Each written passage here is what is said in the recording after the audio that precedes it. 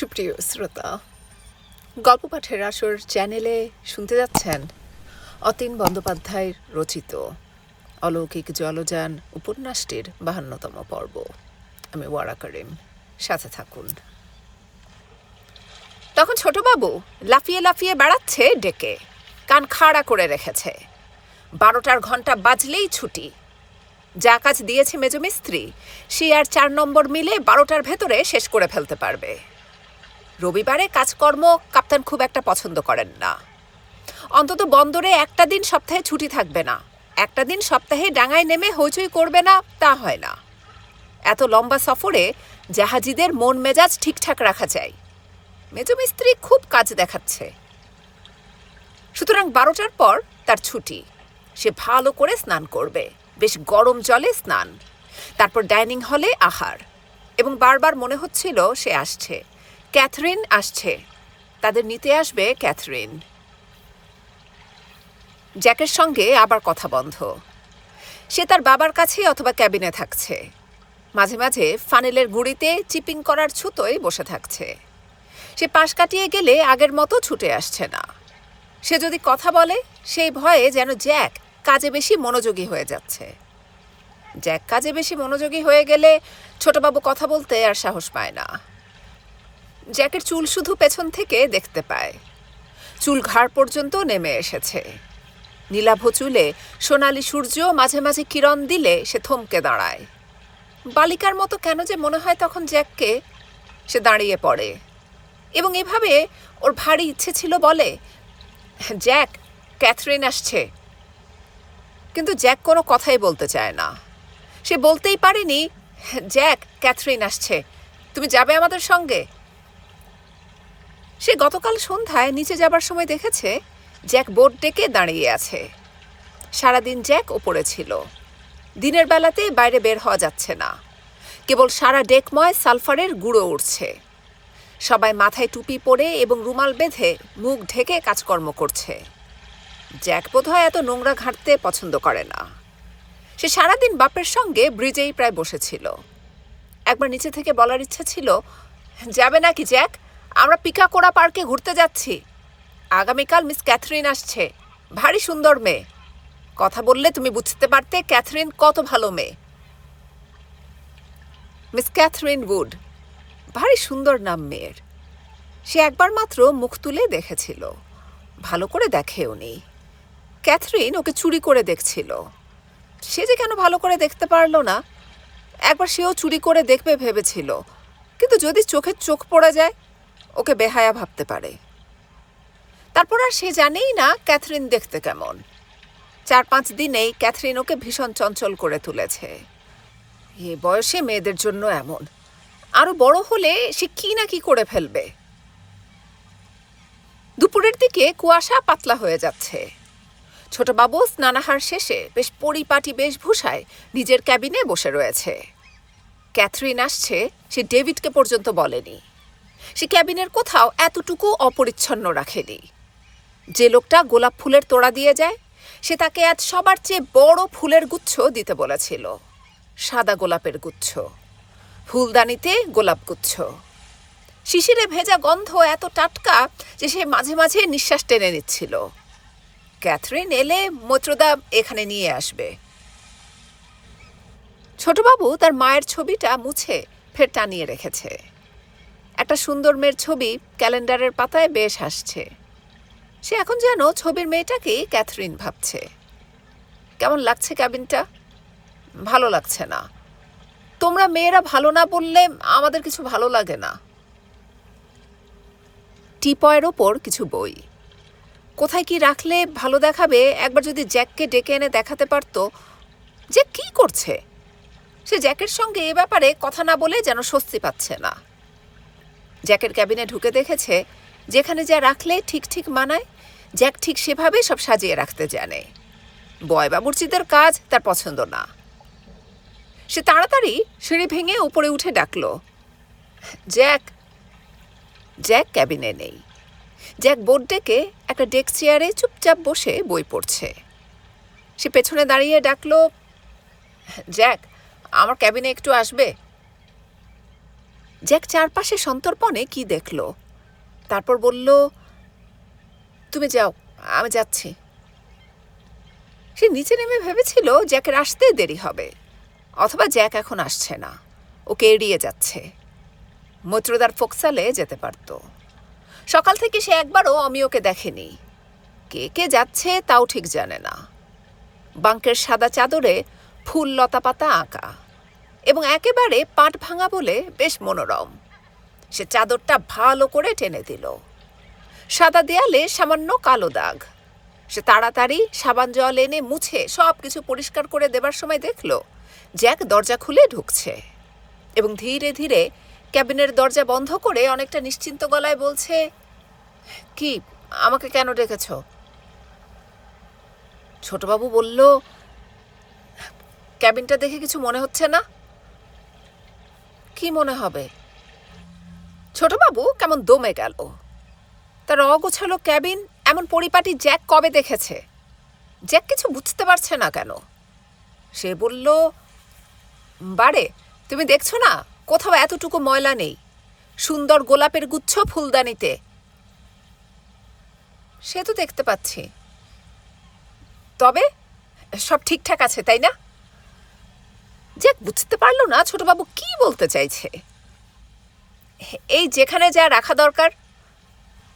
Jack বলল, না, হয়নি। ফুলদানিটা তো ঠিক রাখুনি। আর ওখানে ওভাবে কেউ বই রাখে? লকারের মাথায় ওটা কি ঝুলছে? ছোটবাবু প্রায় জিভে কামড় বসিয়ে দিয়েছিল। তাই তো, ওর নোংরা বয়লার স্যুট লকারের মাথায় ফুলে ফেঁপে থাকায় দেখা যাচ্ছে। জ্যাক যেখানে দাঁড়িয়েছে সেখান থেকে স্পষ্ট দেখা যায়। সে তাড়াতাড়ি লাফিয়ে বাঙ্কে উঠে গেল। বয়লার স্যুটটা চাপা দিয়ে বলল, এবার? জ্যাক নিজেই হাত লাগালো এবং জ্যাক যেন এই ক্যাবিনে এসে প্রাণ পেয়ে গেছে। সে অজস্র কথা বলছে আর কাজে হাত লাগিয়ে এমন চেহারা করে ফেলল ক্যাবিনটার যে ছোটবাবু দেখে অবাক। সে বুঝতে পেরেছিল ক্যাবিনটাকে সে আগের মতোই এলোমেলো করে রেখেছে। কেবল জায়গা বদল ছাড়া এতক্ষণ সে কিছুই করতে পারেনি। জ্যাক কাজ করতে করতে বলেছিল, হঠাৎ তোমার এত সুমতি ছোটবাবু? আর বলবে না, ক্যাথরিন আসছে। ক্যাথরিন? কেমন সহসা কর্কশ গলায় জ্যাক বেঁকে দাঁড়ালো। কাজে হাত নেই, সে যেন বজ্রপাতে স্থির। মিস ক্যাথরিন উড, ভারী সুন্দর মেয়ে। সে আজ আমাদের নিয়ে যাবে। এলে তোমার সঙ্গে পরিচয় করিয়ে দেব। জ্যাক চিৎকার করে বলল, না। ছোটবাবু একেবারে থ। সে বলল, না কেন? তোমার ভালো লাগবে জ্যাক। আমার কি যে ভালো লেগেছে। ওর সঙ্গে কথা বললে তোমারও ভালো লাগবে। জ্যাক সহসা যা কিছু আছে এই ক্যাবিনে, সে যেভাবে যা কিছু সাজিয়েছিল, নিমেষে কেমন পাগলের মতো লণ্ডভণ্ড করে দিতে থাকলো আর বলতে থাকলো, তুমি একটা নচ্ছার পাজি, তুমি একটা নরক ছোটবাবু। ছোটবাবু হতাশ। জ্যাক মেয়ের কথায় আবার খেপে গেছে। সেই ভয়ঙ্কর চোখ, যেন জ্যাক এক্ষুনি এই ক্যাবিনে আগুন ধরিয়ে দেবে। এবং সে যখন দেখল জ্যাক মুহূর্তে ওর সুন্দর ফুলদানিটা আছাড় মেরে ভেঙে ফেলছে, তখন আর স্থির থাকতে পারল না। সে বলল, জ্যাক প্লিজ, আমি আর তোমাকে ডাকবো না। তুমি ওটা ভেঙে ফেলো না। এবং হাত ধরে ফেললে জ্যাক কেমন আরও পাগলের মতো হাত ছিনিয়ে নিল। তারপর দু হাতে ছোটবাবুর ফ্লানেলের শার্ট ছেঁড়া কাগজের মতো ছিঁড়ে দরজা খুলে বেরিয়ে গেল। ছোটবাবু পাথরের মতো স্থির, একটা কথা আর সে বলতে পারছে না। আয়নায় নিজের ছেঁড়া পোশাকের দিকে তাকিয়ে চিৎকার করে কাঁদতে ইচ্ছে হলো, জ্যাক তুমি পাগল, তুমি আমার এমন সুন্দর দিনটা এভাবে নষ্ট করে দিলে। তখন মৈত্রদার গলা, ছোট, আছিস? ছোটবাবু তাড়াতাড়ি বিছানার চাদরটা টেনে গায়ে জড়িয়ে ফেলল। বলল, একটু দাঁড়াও। তাড়াতাড়ি সে ভাঙা ফুলদানি, গোলাপের পাপড়ি সংগ্রহ করার সময় দেখল ক্যাথরিনকে নিয়ে মৈত্রদা ঢুকে যাচ্ছে। ঢুকেই মৈত্র অবাক। ঘরটাতে যেন এক্ষুনি একটা খণ্ডযুদ্ধ হয়ে গেছে। মৈত্র বলল, ছোটবাবুর ক্যাবিন। ছোটবাবু বলল, এই আমার ক্যাবিন, বসো। মৈত্র বলল, ফুলদানিটা হাত থেকে ফেলে ভেঙেছিস? ছোটবাবু বলল, হ্যাঁ, পড়ে গেল। বাঙ্কের এই অবস্থা কেন রে? ভারী নোংরা তুই। এমন সুন্দর ক্যাবিনটাকে কি করে রেখেছিস? ছোটবাবু বলল, সময় পাই না দাদা। একবার ইচ্ছে হলো বলে নচ্ছার ছেলেটা আবার আমার পেছনে লেগেছে। চিৎকার করে বলতে পারলে যেন তার দুঃখ হতাশা লাঘব হতো, কিন্তু সে বলতে গিয়েও থেমে গেছে। জ্যাক কাপ্তানের ছেলে। সারেং সাহেব বারবার তাকে সতর্ক করেছেন। সে তার বোকামির জন্য ভুগছে। কে কি করতে পারে? মৈত্র বলল, ক্যাথরিন, তুমি কিছু মনে করবে না। আমাদের ছোটবাবুর ভারী অগোছালো স্বভাব। না না, এ বয়সে এটা হয়। ছোটবাবুর বলতে ইচ্ছে হয়েছিল, হ্যাঁ হয়, তুমি আমাকে আর শেখাবে না, কিন্তু মুখে সামান্য হাসি ফুটিয়ে বলল, কখন এলে? এই এক্ষুনি। মৈত্রদার দিকে তাকিয়ে ছোটবাবু বাংলায় বলল, ওকে তোমার ফোকসালে নিয়ে বসাও, আমি যাচ্ছি। ছোটবাবুকে ভীষণ রাগী দেখাচ্ছিল। মৈত্র কেন জানি ছোটবাবুর সঙ্গে আর একটা কথা বলতে সাহস পেল না। সে ক্যাথরিনকে নিয়ে ডেক পার হয়ে গেল, এবং ক্যাথরিন এসেছে। জাহাজে ডেকের ওপর তাকে দেখা গেছে। সবার মুখে তখন যেন একটাই শব্দ, মেয়ের নাম ক্যাথরিন। পাতলা ভয়েলের স্কার্ট এবং হাঁটুর নিচে খালি পায়ের সুচারু দৃশ্য। হাতে সাদা দস্তানা এবং সোনালি চুল। স্কার্টের ওপর মিনা করা রঙিন কাঁচের প্রজাপতি, এবং চোখ ভারী সুন্দর মেয়েটার। নাক একটু চাপা, থুতনির এক পাশে প্রজাপতির মতো দ্বীপবাসীদের ছোট উল্কি আঁকা, আর সুগন্ধ শরীরে। তখন সব নাবিকেরা যে যার খাবার ফেলে উঁকি মেরে দেখছিল। তারপর একসময় ছোটবাবু, মৈত্র, বঙ্কু, অনিমেষ নেমে যেতে থাকলো। অমিয় নেই। সকাল থেকে সে কোথায় বের হয়েছে। সঙ্গোপনে সে কিছু একটা করছে। ওরা যেতে যেতে দেখতে পেল না, ঠিক ওপরে তখন বোট ডেকের কোনো ক্যাবিনে দাঁড়িয়ে ওদের চলে যাওয়া লুকিয়ে কেউ দেখতে পারে। এবং ওরা বুঝতে পারছে না জ্যাক পোর্ট হোল থেকে অপলক দেখছে। ছোটবাবুর পাশে সেই মেয়েটা। মেয়েটার মুখ সে দেখতে পাচ্ছে। ওরই মতো লম্বা, চুল সোনালি, কি সুন্দর পোশাক পরে এসেছে। ছোটবাবুকে নিয়ে যাচ্ছে মেয়েটা। কেমন জাদুমন্ত্রের মতো ছোটবাবুর পাশাপাশি হেঁটে যাচ্ছে। আর এক অতীব অধীরতা। ওর ভেতরে হাহাকার বাজছে। সে ছোটবাবুর ক্যাবিনে যা সব করে এসেছে, আর এসব ভেবে সে ভীষণ ম্রিয়মান। কেবল ওদের চলে যাওয়া দেখছে। পোর্টের ওপাশে ওরা হারিয়ে গেল। ক্রেনের ছায়া পার হলে ছোট পাহাড়ি উপত্যকাতে ওরা উঠে গেল। আর জ্যাক একান্তে সেসব দেখতে দেখতে কি করবে স্থির করতে পারল না। আয়নায় সে কিছুক্ষণ দাঁড়িয়ে থাকলো, নিজেকে দেখল। সে এবার ওর সবচেয়ে ভালো পোশাক এবং দামি আতর। প্রজাপতি ক্লিপ কিছু কেনা রয়েছে। সোনালি দস্তানা, অর্থাৎ ক্যাথরিন যে যে পোশাকে এ জাহাজে উঠে এসেছে, ঠিক সেই পোশাকে। যেমন সে হাতে শেষ পর্যন্ত সোনালি দস্তানা না পরে সাদা দস্তানা পরেছে। পাতলা ভয়েলের স্কার্ট, এবং ওর শরীর এত বেশি সুচারু যে সব পোশাকই ভীষণ মানিয়ে যায়। জ্যাক জানতো না মেয়েটার থুতনিতে ছোট্ট একটা প্রজাপতি উল্কি আছে। প্রজাপতির এই উল্কি ক্যাথরিনকে মায়াবিনী করে ফেলতে পারে। জ্যোৎস্না রাতে যদি ক্যাথরিন মাঠ পার হয়ে যায় ছোটবাবুর সঙ্গে, তবে ঠিক ক্যাথরিনের উল্কিটা উড়ে উড়ে ছোটবাবুর চিবুকে বসে পড়বে। জ্যাক দূর থেকে দেখেছে ক্যাথরিনকে। অভিমানে সে প্রথমে দেখতেই চায়নি, কিন্তু পরে কি মনে হয়েছে, সে কেমন মেয়ে যার সঙ্গে ছোটবাবু অনায়াসে চলে যেতে পারে। জ্যাক শেষ পর্যন্ত স্থির থাকতে পারেনি। পোর্ট হোলের কাঁচ খুলে দেখেছে ওরা হাসতে হাসতে তখন জেটি পার হয়ে যাচ্ছে। থুতনির নিচে প্রজাপতির উল্কি আঁকা আছে ক্যাথরিনের। জ্যাক এত দূর থেকে তা টের পেল না। প্রজাপতি আঁকা আছে দেখতে পেলে জ্যাক ঠিক পেন্সিলে থুতনির নিচে সুন্দর একটা প্রজাপতি পর্যন্ত এঁকে রাখত। ছোটবাবুকে বলতে পারত, দেখো থুতনির নিচে আমারও ছোট্ট প্রজাপতি আছে, তুমি আমাকে অবহেলা করে এত কষ্ট দিও না। আয়নায় নিজেকে দেখতে দেখতে ক্রমে ভীষণ অধীর হয়ে পড়ল জ্যাক। ভেতরে কি যে ভীষণ জ্বালা, ওর কিছু ভালো লাগছে না, সব ভেঙে চুড়ে দিতে ইচ্ছে করে এবং নিজেকে সে ভেতরে বন্দি করে রেখেছে। সে দেখেছে রেগে গেলে তার মাথা ঠিক থাকে না। ওপরে উঠে বাবার পাশে বসে থাকতে পারত। যখন তার সব কিছু হারিয়ে যায়, বাবার পাশে বসে থাকলে কেমন একটা নিরিবিলি শান্তি। সব শোক দুঃখ বাবার কাছে গেলে সে ভুলে যেতে পারে। কিন্তু এখন তার বাবার কাছে যেতে পর্যন্ত ইচ্ছে হচ্ছে না। সে বুঝতে পারছে ওর চোখে ভীষণ জ্বালা ফুটে উঠেছে। সে এখন কি করবে বুঝতে পারছে না। সে কতক্ষণ এভাবে ঠিক ক্যাথরিনের মতো পোশাক পরে দাঁড়িয়েছিল জানে না। সে কতক্ষণ এভাবে নিজেকে দেখতে দেখতে নিবিষ্ট হয়ে গিয়েছিল বুঝতে পারছিল না। সে এখন কি করবে? সে সহসা আর্তনাদ করে উঠল, আমি কি করব ছোট বাবু?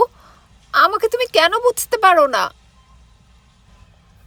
বোধহয় না বুঝতে পারার জন্য জ্যাক মরিয়া হয়ে উঠেছিল। কিছু একটা করার কথা ভেবে ছটফট করছিল, যেন ছোটবাবুকে ছিঁড়ে ফুঁড়ে দিয়েও তার শান্তি নেই। সে নিজেকে নানাভাবে ক্ষতবিক্ষত করে এখন ছোটবাবুর কাছে ধরা দিতে চায়। ওর ইচ্ছে হচ্ছিল ছোটবাবু ফিরে এলে সে ছোটবাবুর ক্যাবিনে ঢুকে যাবে, দরজা বন্ধ করে দেবে। তারপর দু হাতে যেভাবে ছোটবাবুর ফ্লানেলের শার্ট দাঁতে ছিঁড়ে ফেলেছে তেমনি নিজের পোশাক পর্যন্ত ছিঁড়ে দেখাবে, এই দেখো আমি কি, দেখো আমি বনি, কাপ্তানের একমাত্র মেয়ে বনি। বাবা আমাকে গোপনে জাহাজে ছেলে সাজিয়ে রেখেছে।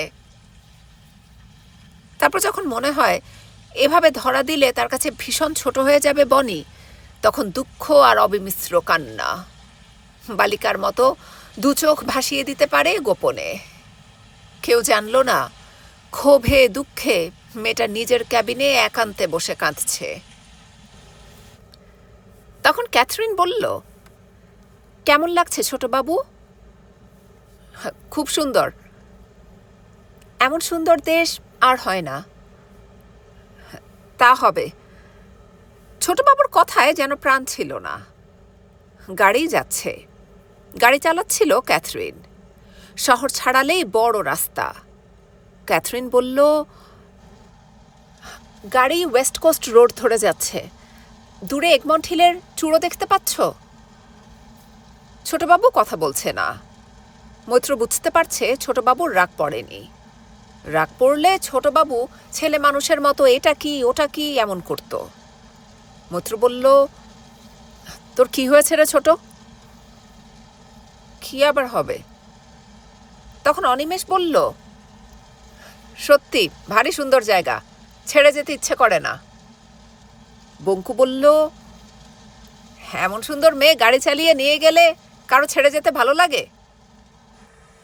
ক্যাথরিন বুঝতে পারছে না। বাংলায় বললে না বোঝারই কথা। অনিমেষ বঙ্কু ভালো ইংরেজি বলতে পারে না। একবার ইচ্ছে হয়েছিল মৈত্র বলে, বঙ্কু, ক্যাথরিন তোদের কথা বুঝতে পারছে না, যতটুকু পারিস ইংরেজিতে বল, ও হয়তো ভাববে ওর সম্পর্কে কিছু বলছিস। কিন্তু মৈত্র জানে, তবে অনিমেষ বঙ্কু একেবারে চুপ মেরে যাবে, একটা কথাও বলবে না। কথা বলতে ওদের সংকোচ হবে। মৈত্র ক্যাথরিনকে বলল, বঙ্কু অনিমেষ ভালো ইংরেজি জানে না, ওরা কথা বললে তুমি কিছু মনে করো না। ক্যাথরিন যেন কিছুই শুনছে না। সে সাদা রঙের গাড়ির ভেতরে স্টিয়ারিংয়ে হাত রেখে অনেক দূরে যেন কিছু দেখছে। আসলে কিছুই দেখছে না। বড় বড় ট্রাক বাস সব শাঁ শাঁ করে বের হয়ে যাচ্ছে এবং যেন গাড়ি নিজের ইচ্ছে মতো গতিবেগ বাড়িয়ে প্রায় উড়ে চলছে। ক্যাথরিনের চুল মাঝে মাঝে উড়ে এসে মুখে পড়ছে। সে ছোটবাবুকে এই দেশ সম্পর্কে কত কথা বলে যাচ্ছে। ক্যাথরিন বলল, আসলে ছোটবাবু, আমাদের ছোট শহরটা এগমন্ট ন্যাশনাল পার্কের ভেতর। ডান দিকে ডসন ফলস ফেলে চলে যাচ্ছি। ওই যে দেখছো পাহাড়ের উপর বাড়িটা, ওটা ডসন ফলস ট্যুরিস্ট লজ। তুই একদিন এখানে এসে থাকতে পারো। এখন তত ভিড় নেই। ফেব্রুয়ারিতে 9 দিন ধরে আমাদের পাইন ফেস্টিভ্যাল, তখন তোমরা হয়তো থাকবে না। মৈত্র বলল, থেকে যেতেও পারি, যা আমাদের একখানা জাহাজ। ক্যাথরিন কেমন ছেলে মানুষের মতো বলল, থেকে গেলে কি যে মজা হবে না।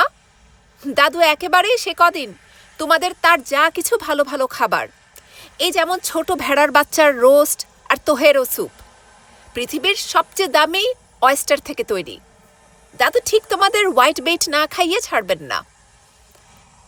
আরও কত সব খাবারের নাম যে বলে যেতে থাকলো ক্যাথরিন, যেন দেশটাতে শুধু পর্যাপ্ত খাবার আর ফুলে ফলে ভরা। ওরা যেতে যেতে আপেলের বাগান দেখতে পেল মাইলের পর মাইল, আঙ্গুরের জমি, গমের ক্ষেত, ভেড়ার পাল, পাহাড়ি উপত্যকাতে হাজারে হাজারে ভেড়া চড়ে বেড়াচ্ছে, আর কেবল সবুজ সমারোহ। ছোটবাবুর যা স্বভাব, খাবারের নাম শুনলেই জিভে জল চলে আসে। ওর যত রাগ জ্যাকের ওপরে ছিল ক্রমে কমে আসছে। এই মেয়ে ক্যাথরিন ওর সমবয়সী হবে, অথবা কিছু বড় হতে পারে। কি সুন্দরভাবে গাড়ি চালাতে শিখে গেছে, আর যেন কত কালের চেনা, কত সহজ কথাবার্তা। মনেই হয় না ৩-৪ দিন আগে সামান্য সময়ের জন্য ওরা ক্যাথরিনকে দেখেছিল। ওর এখন কথা বলতে বেশ ভালো লাগছে। সে বলল, শীতকালে ঠান্ডায় খুব কষ্ট পাও না? কেন বলো তো? এখনই যা শীত। ক্যাথরিন হেসে ফেলল। কোথায় শীত? ছোটবাবু জ্যাকের দেওয়া গরম পোশাক পরে এসেছে, কারণ এর চেয়ে দামি স্যুট ওর নেই। ক্যাথরিনকে সে তার পোশাক এবং সৌন্দর্যে মুগ্ধ করতে চেয়েছিল। এটা ছোটবাবুর স্বভাব, মেয়েদের সঙ্গে সহজে কথা বলতে পারে না। কিন্তু ক্যাথরিন যেভাবে অতি সহজে কথাবার্তা চালিয়ে যাচ্ছে, তাতে সে কিছুতেই আর চুপচাপ থাকতে পারছিল না। ক্যাথরিন বলল, আমাদের দেশটাতে খুব শীতও পড়ে না, খুব গরমও পড়ে না, 10-এর বেশি নামে না, 27-এর বেশি ওঠে না। এমন সুন্দর দেশ কোথায় পাবে বলো? তুমি তো ভারতবর্ষে থাকতে, তোমার তো কষ্ট হবার কথা। বাবা মা মারা যাবার পর দাদু আমাকে এখানে খুব ছোট বয়সে পাঠিয়ে দিয়েছিলেন। মামারা এখানে থাকতেন। বছর 4-5 আগে দাদু আসেন। বাবা মার কথা বলেই মেয়েটা চুপ মেরে গেল। বুড়ো মানুষটার কোথায় দুঃখ ছোটবাবু এতক্ষণে ধরতে পারছে। মৈত্রও কেমন গম্ভীর হয়ে গেল। রাতের বেলা বুড়োকে দেখে এবং এই ক্যাথরিনকে দেখে সে যা সব ভেবেছিল, বঙ্কু অনিমেষ পেছনে আছে। ওরা বোধহয় ক্যাথরিনের সব কথা ঠিক বুঝতে পারছে না। নিজেরা নানা রকম কথা বলে যাচ্ছিল, কখনো ক্যাথরিনের চুল, কখনো সুন্দর মেয়ে রাস্তায় দেখলে, অথবা এই ক্যাথরিন যে বেশ ওদের বাড়িঘরের কথা ভুলিয়ে রাখছে, এসব সম্পর্কে অদ্ভুত অদ্ভুত সব মন্তব্য। ভাগ্যিস ক্যাথরিন বুঝতে পারছে না। বুঝতে পারলে ক্যাথরিনের লজ্জায় গাল লাল হয়ে উঠত। ছোটবাবুর মনে হলো বুড়ো মানুষটা তার সন্তান সন্ততি অথবা বাপ পিতামহকে, এবং এভাবে বলা যায়, ওর যা কিছু নিজের বলতে সবাইকে ভারতবর্ষের মাটিতে রেখে এসেছে। যতই চলে আসুক দূরে, কখনো কখনো স্মৃতি তাকে অস্থির করে তোলে। সে তখন হয়তো কোনো জাহাজের সন্ধানে থাকে। ভারতবর্ষের নাবিকেরা বন্দরে এলে এই বুড়ো মানুষটা রাতের বেলা লণ্ঠন জেলে তাদের খুঁজে বেড়ায়। শহরে বন্দরে লণ্ঠন জেলে চলে আসা কিছুটা বিস্ময়ের। একবার ভেবেছিল বলবে, ক্যাথরিন, তোমার দাদু কি চোখে কম দেখতে পান? ক্যাথরিন নিজেই এখন বলছে, বাবা মারা যাবার পর দাদু কেমন ভীতু গোছের হয়ে গেছেন। সামান্য অন্ধকার দেখলেই ভীত হয়ে পড়েন। অন্ধকার একদম সহ্য করতে পারেন না। যতই আলো থাক, তার ঘরে সব সময় রাতে লণ্ঠন জেলে রাখা হবে। কখন কি তারটার শর্ট হয়ে যাবে, অন্ধকারে ডুবে যাবেন, এসব ভাবতেই ওর মুখ নীল হয়ে যায়। গাড়ি চলছিল, আর এমন সব কথাই হচ্ছিল। ওরা অনেকটা পথ চলে এসেছে। কখনো সমতল ভূমি, কখনো নীল পাহাড়ি উপত্যকা পার হয়ে যাচ্ছে। আর সেই ড্যাং ড্যাং করে পুজোর বাজনার মতো কেবল কি যেন বাজছে ছোটবাবুর মনে। সে ক্যাথরিনকে চুরি করে দেখছিল। মৈত্র বলল, বেশ দূর। কোথায়? ক্যাথরিন ঘড়ি দেখল। মাত্র 40 মিনিটের মতো এসেছি, আরও 40 মিনিট, তবেই দেখতে পাবে আমাদের বড় কৌড়ি পাইন গাছটা। তার ছায়ার ভেতরে কিছুটা দূরে বেশ জায়গা নিয়ে আমাদের বাড়িটা। ছুটির সময় আমি দাদুর কাছে থাকি। আমাদের এখন লম্বা ছুটি। Christmas day, boxing day, anniversary day, pine festival সব একসঙ্গে পড়েছে। ছোটবাবু বলল, অমিয়র কি ব্যাপার বলো তো? ক্যাথরিন বুঝতে না পেরে তাকালো। মৈত্র বলল, না তোমাকে না, আমাদের আরেকটা অপগণ্ড আছে, ওটাকে নিয়ে আসা গেল না। তারপর ছোটবাবুর দিকে তাকিয়ে বাংলায় বলল, ইয়াসিন গতকাল রাতে ওকে পিকাকোড়া পার্কে ঘুরে বেড়াতে দেখেছে। সঙ্গে সুন্দর মতো একটা মাউরি মেয়ে রয়েছে। খুব সুন্দর। ছোটবাবু কথাটা বেশ জোরে বলল। খুব সুন্দর। লক্ষ্য করেছিস মাউরি মেয়েরা একেবারে বাঙালি মেয়েদের মতো? ছোটবাবু বলল, আসলে এরা কিন্তু পলিনেশিয়ান, আমাদের মা বোনদের সঙ্গে খুব মিল। ক্যাথরিন এখন চুপচাপ। ওরা যা বলছে তার এক বর্ণও সে বুঝতে পারছে না। মৈত্র বলল, আমরা মাউরি যুবক যুবতীদের কথা বলছিলাম ক্যাথরিন, ওরা ঠিক আমাদের মতো দেখতে। ক্যাথরিন বলল, ছোটবাবু কিন্তু তোমাদের মতো দেখতে নয়। ছোটবাবু বলল, আমি রাজার মতো দেখতে। সে হা হা করে হেসে উঠল। ক্যাথরিন বলল, তোমাকে কেমন যেন লাগে। তোমার দাড়ি না থাকলে তোমাকে হয়তো এত ভালো লাগতো না। তুমি খুব সুন্দর দেখতে ছোটবাবু। বঙ্কু বুঝতে পেরে বলল, ছোটবাবু তোমার হয়ে গেল। অনিমেষ বলল, এই আমরা নেমে যাব, তুমি যাও, তোমার জন্যই এসব হচ্ছে। মৈত্র বলল, কি সব হচ্ছে? তোরা কি সব জায়গায় একরকম থাকবি? ক্যাথরিন বলল, আমরা এসে গেছি, ওই দেখো আমাদের সে কৌড়ি পাইন গাছটা।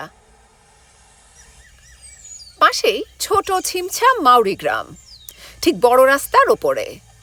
একজন মাউরি বুড়ো মতো মানুষ মাঠে ভেড়ার পাল চড়াচ্ছে। প্রায় চারপাশটা যেন তৃণভূমি, ছোট ছোট কাঠের বাড়িঘর এবং দুপাশে ছোট্ট জলের রেখা, প্রায় পরিখার মতো খনন করা।